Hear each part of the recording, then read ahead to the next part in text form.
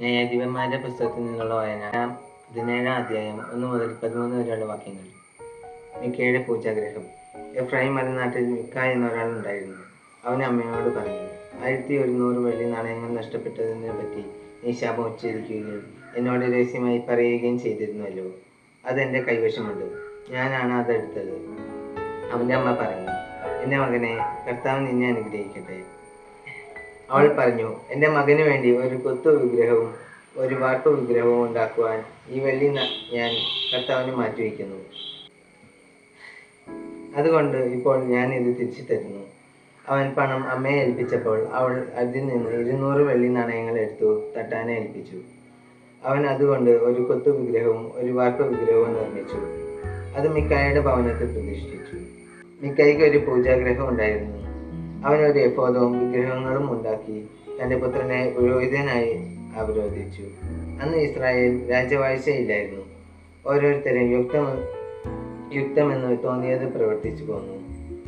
യൂദായിലെ ബെത്ലഹേമിൽ യൂദാ വംശജനായ ഒരു യുവാവ് ഉണ്ടായിരുന്നു. അവിടെ വന്ന് പാർത്ത ഒരു ലേവ്യൻ.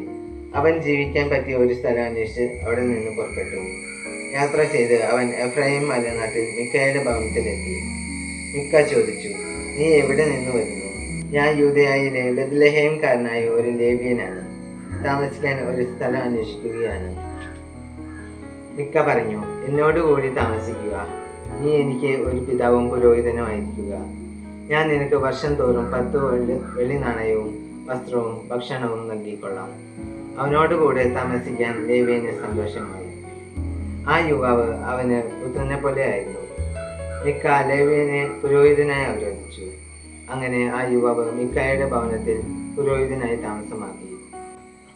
അപ്പോൾ മിക്ക പറഞ്ഞു, ഒരു ലേവ്യനെ പുരോഹിതനായി ലഭിച്ചതുകൊണ്ട് കർത്താവ് എന്നെ അനുഗ്രഹിക്കുമെന്ന് ഞാൻ അറിയുന്നു. ന്യായാധിപന്മാരുടെ പുസ്തകം 17 അധ്യായത്തിൽ നിന്നുള്ള ചോദ്യോത്തരങ്ങൾ. ഒന്നാം ചോദ്യം, ന്യായാധിപന്മാർ 17 അധ്യായത്തിൽ എത്ര വാക്യങ്ങളാണുള്ളത്? ഉത്തരം 13 വാക്യങ്ങൾ.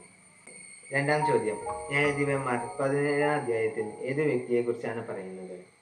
ഉത്തരം മിക്ക. മൂന്നാം ചോദ്യം, ന്യായാധിപന്മാർ 17 അധ്യായത്തിലെ ശീർഷകം എന്ത്? ഉത്തരം മിക്കയുടെ പൂജാഗ്രഹം. നാലാം ചോദ്യം, മിക്ക താമസിച്ചിരുന്നത് എവിടെയാണ്? ഉത്തരം എഫ്രൈം മലനാട്ടിൽ. അഞ്ചാം ചോദ്യം, ന്യായാധിപന്മാർ 17 അധ്യായത്തിൽ മിക്ക ആരോടാണ് സംസാരിക്കുന്നത്? ഉത്തരം അമ്മയോട്. ആറാം ചോദ്യം, എത്ര വെള്ളി നാണയം നഷ്ടപ്പെട്ടതിനെ കുറിച്ചാണ് ന്യായാധിപന്മാർ 17:2 മിക്ക അമ്മയോട് പറയുന്നത്? ഉത്തരം 1100. ഏഴാം ചോദ്യം, 1100 വെള്ളി നാണയം നഷ്ടപ്പെട്ടതിനെ കുറിച്ച് നീ ഉച്ചരിച്ചില്ലല്ലോ എന്നാണ് മിക്ക അമ്മയോട് പറയുന്നത്? ഉത്തരം ശാപം. എട്ടാം ചോദ്യം, 1100 വെള്ളി നാണയം നഷ്ടപ്പെട്ടതിനെ കുറിച്ച് എപ്രകാരമാണ് അമ്മ മിക്കയോട് പറയുന്നത്? ഉത്തരം രഹസ്യമായി. ഒമ്പതാം ചോദ്യം, നഷ്ടപ്പെട്ട 1100 വെള്ളി നാണയങ്ങൾ ആരുടെ കൈവശമാണ് ഉണ്ടായിരുന്നത്? ഉത്തരം മിക്ക. പത്താം ചോദ്യം, ആര് നിന്നെ അനുഗ്രഹിക്കട്ടെ എന്നാണ് അമ്മ മിക്കയോട് പറയുന്നത്? ഉത്തരം കർത്താവ്.